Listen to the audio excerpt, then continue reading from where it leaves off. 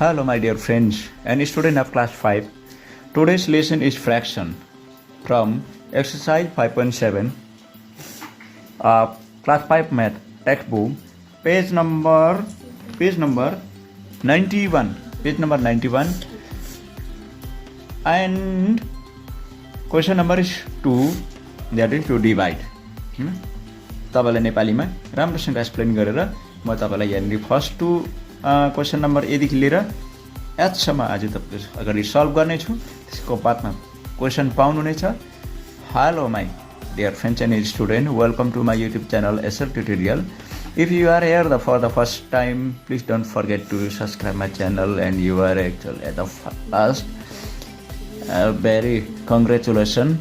ल okay, question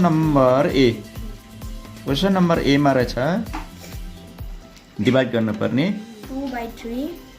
2/3 in 5। धेरैजना मैले नानीहरू देखेको छु जसले चाहिँ ठुला क्लासमा पुगेर पनि यो फ्र्याक्सनको डिभाइड गर्न जानिरहेका छैनन्। त्यसैले गर्दा तपाईँले आज डिभाइड गर्न सिक्नुहोस्। अब म सिकाउँदैछु तपाईँलाई। अलिकति यसलाई म जुम गरेर देखाउँदैछु, अघि जुम गरेर देखाउँदैछु। के छ भन्दाखेरि चाहिँ तपाईँले मल्टिप्लाई गर्न जान्नुभएको छ। यो फर्स्टको छ नि, जुन चाहिँ फर्स्टको टर्म्स जस्ताको त्यस्तै लेख्ने।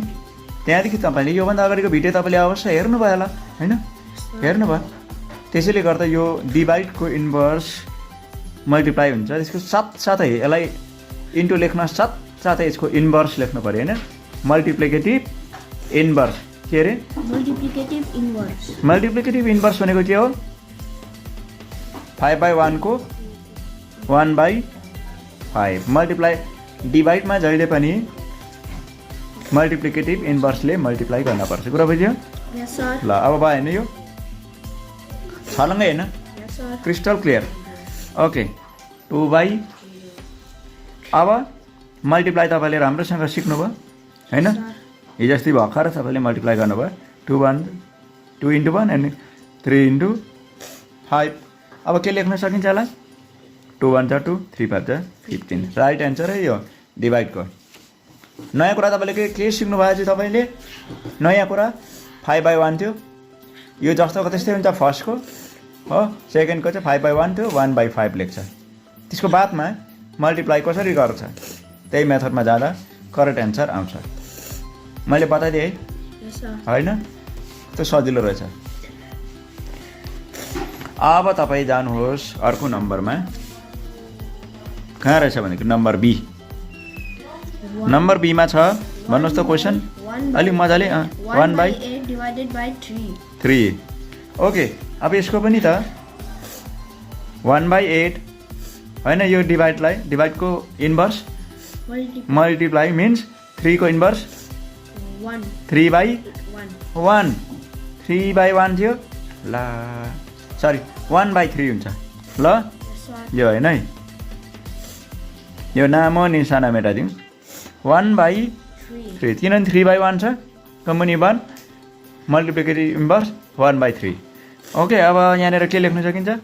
1 into 1 8 into 3 इजिली मल्टिप्लाइड। 1 1 जा 1, 8 into 3 24 हो, राइट? Okay, 1/24 is answer. अब क्वेसन नम्बर सी माई दोस्त, क्वेसन नम्बर सी। अघि क्वेसन नम्बर सी मेरा दोस्तों, 3/5 डिभाइडेड बाई 4। यसलाई हामीले लेख्न सक्छ फर्स्टकोलाई एज इट इज जस्तो छ त्यस्तै लेख्ने।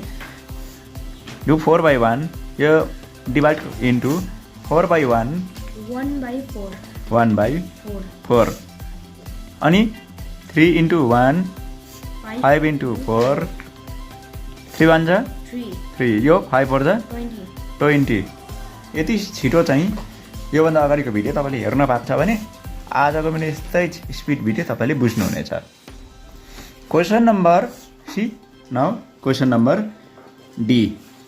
क्वेसन नम्बर डीमा के छ? 7/8 डिभाइडेड बाई 6। अब यसलाई हामीले कसरी लेख्न सक्छ? 7 by 8 into 6 by 1 but 1 by 6 हैन त्यहाँदेखि हाम्रो 7 into 1 8 into 6 7 1 7 8 6 48 answer finish okay Yes, sir.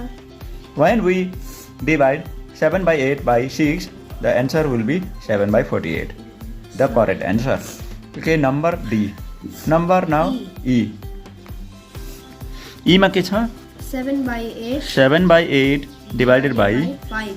5 यसलाई हामीले कसरी लेख्न सकिन्छ 1 लगाउन सकिन्छ 7 यसको बादमा 7 by 8 into 1 by 5 7 into 1 8 into 5 7 1 the 7 8 5 the 40 यति छिटो हुन्छ बुझेन Yes, sir.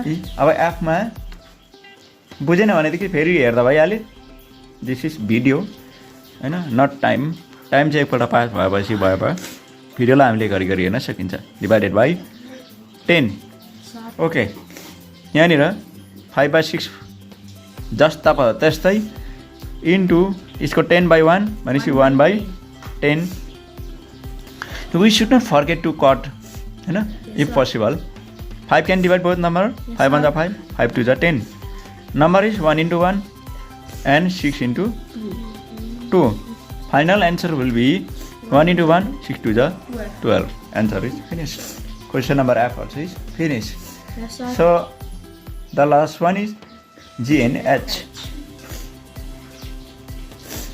now question number G 8 by 8 by 11 divided by 10 so we can write 8 by 11 this is in multiplicative inverse 10 by 1 means 1 by 10 directly गरिदिएको मैले ल Yes, sir. sometime it doesn't matter so we can cut 8 and 10 by which number can divide both the number 2 4 the 8 2 5 the 10 so 4 1 the 4 and 11 5 the 55 direct answer Yes, sir. okay we can write direct answer also Yes, sir.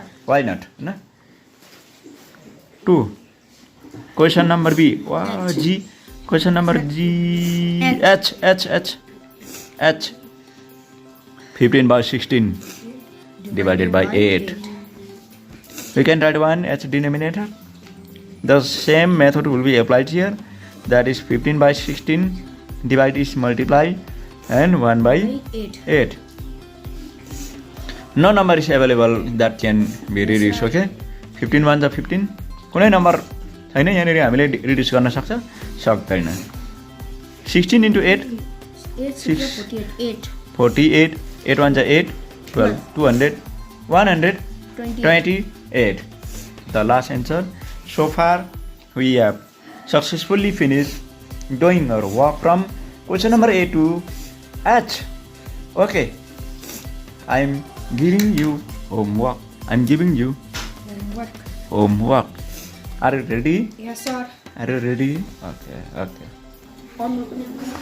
hello welcome to my YouTube channel Aser Tutorial my name is Agam Rai producer of this channel question for you is from question number A to PQ Yes, sir. multiplication of fraction no sorry what is divide Divide.